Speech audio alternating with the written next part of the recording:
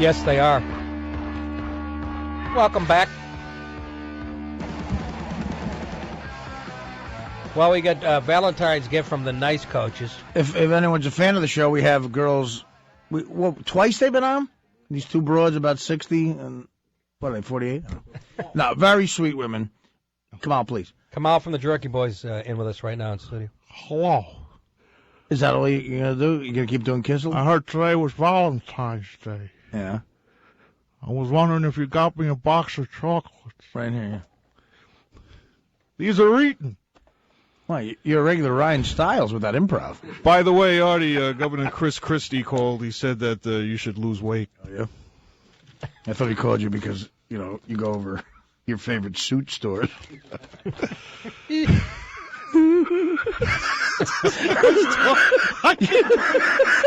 guy looks like the big and tall governor. This guy, I swear to God, I wish your studio audience could take a look. You look like a tranquilized silverback gorilla in a audience. Studio audience. I mean, your audience in their studio. We know what you mean. I mean, look at yourself, man. You're so not in show business. Most of audiences live in studios. You're so not in show business. Oh, and you are. Oh, look at this. To Dan Filato from Nick and Artie. They went all the way. There you go. Let Dan open What about my Dan? Let Dan open and read Okay, what about my Desperado song? Bringing people What if down. there's something bad in there, like some kind of dangerous powder or something? Is this going anywhere, Kamal?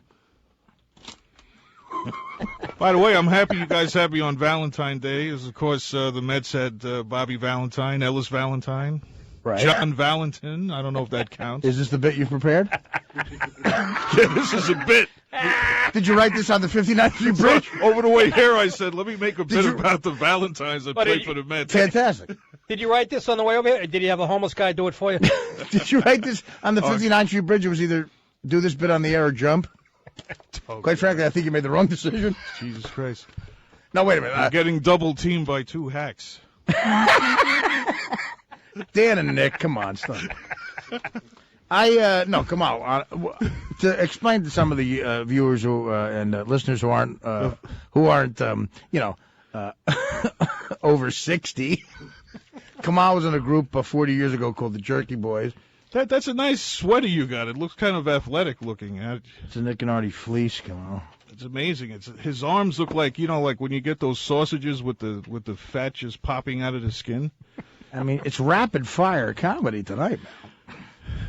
You're just jealous. I mean, of what? My career, the Jerky Boys and everything.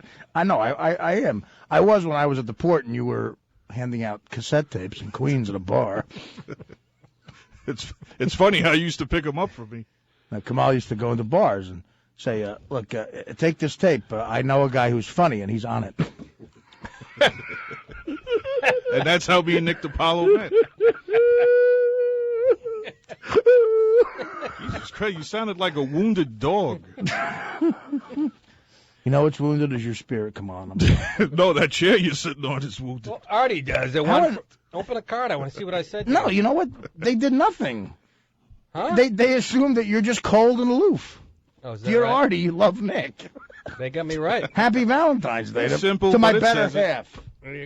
I think the idea was that they knew damn well, and we shouldn't as men get each other's Valentine's card. What am I? But in their perfect world, guys would be giving each other. That's how the nice coaches see the world. If they had a perfect world, Nick, they wouldn't know us. So that's a victory. I guess. What did mine say again? Yours said, "Dear Nick, thank you for this job. It's keeping me alive." Well, that's what I wrote. I wrote you that a couple of times. I know you did. That's what's ironic. He wrote me the most heartfelt letter. Exactly. That makes them look like mean bitches. No, it doesn't. It makes them look like it's what every broad is. In the words of Bill O'Reilly, a low-life gutter snipe. I think those are the words of Bob O'Reilly. All right, let's enough about this. Let's talk about Kamal, me. Tony Gwynn had a tumor removed from his mouth. Thoughts? I probably came out looking like Artie's ass. Hey, Kamal, wait a minute. Could you repeat the Bob O'Reilly joke? We just want to. This is rehearsal. So I'll tee you up again. I'll tee you up again. Do it again. Seriously. Okay, go ahead. Okay. I said. What did I say? I don't know. I forget. Do you remember what because your mind You works so said, fast. God, Kamal's a genius. I can't believe he stopped by tonight. Right. And I said one of my funny jokes. And No, then, that's what Joel Siegel said on his blog. You want some chocolates? We have this. Anything to shut you up. This is like a lull came Don't over there. don't pretend like you don't. Don't pretend like you don't recognize awkward silences. We got a break. It's my favorite Hendrix song. When we come back, we'll talk more with Kamal. That's why we played it. We saw it on your Wikipedia page. Nick and Artie, 800-546-7663. Be back. Welcome back. Hour number 3, the final hour of the Nick and Artie Show. Tuesday night. Sitting Kamal from the Jerky Boys. Sitting in. Sitting in. I got slapped downstairs by the security guard. Kamal. My bits aren't going over today. Kamal, on a scale of 1 to 10. On a how would you- scale, you would No, break I have a question. On a scale of 1 to 10, how would you rate your appearance so far? Where would you put it? I'd put it up there with a burning orphanage and pictures of 9/11. So you admit you're unbelievably terrible. I mean, but you guys don't inspire anyone. Look at yourself. What do you want us to do? Well, is that our job? We invite you in. No, Nick, listen. Wait a minute. I took can never you say in. anything bad about Nick. Kamal, you But- came in here like Mondale. No, but Nick is a good guy. I took Fredo in. Artie, you're sitting high up here, Rockefeller Center. What is he drinking, What are we Nick? drinking? Champagne cocktail. Champagne cocktail. And you're going to tell me how to talk about my career? No one else is talking about it. Your father worked with Nick DiPaolo. Your career. Your father We had Kamal waiting in the lobby. Your father respected Nick DiPaolo, but your father never trusted They Nick had DiPaolo. Kamal waiting in the lobby. Or his Irish producer over Dan here from Falato. Chicago. Honestly, do you think you have something that's commonly known as a career? My career is What are you stuffing doing jelly right into now? donuts. Well, you gave us a movie called Brutal. I don't know. I think I do something called make motion pictures. Yeah. I got the You hand me the disc, Brutal. I here, handed you a disc. and I'm excited because my dog needs a new chew toy. So it's weird that you do the same thing that Jerry Bruckheimer does, and right now he's in Hawaii having sex with 11 14 of the What? hottest chicks on the Who do you planet. think? No, but listen. And you're here. At the end of the day, do you think Yeah. that man Bruckheimer in Hawaii is happier than me right now, sitting in front of two? Jesus Christ! It's like, you know. Can you say that? What did I say? This You is can on- take my Lord in vain, but I can't draw a picture of Muhammad. Is No, that the world no, we're no. living in? Hey, whoa! Don't wait a set minute. Nick off. Don't ever say anything about my Lord and Savior. Don't. Who's that? Don't. Kevin Garnett? I'm actually half Catholic and half There's a Muslim. lot of subjects you don't want to get into with Nick. But, One is math. What? All right.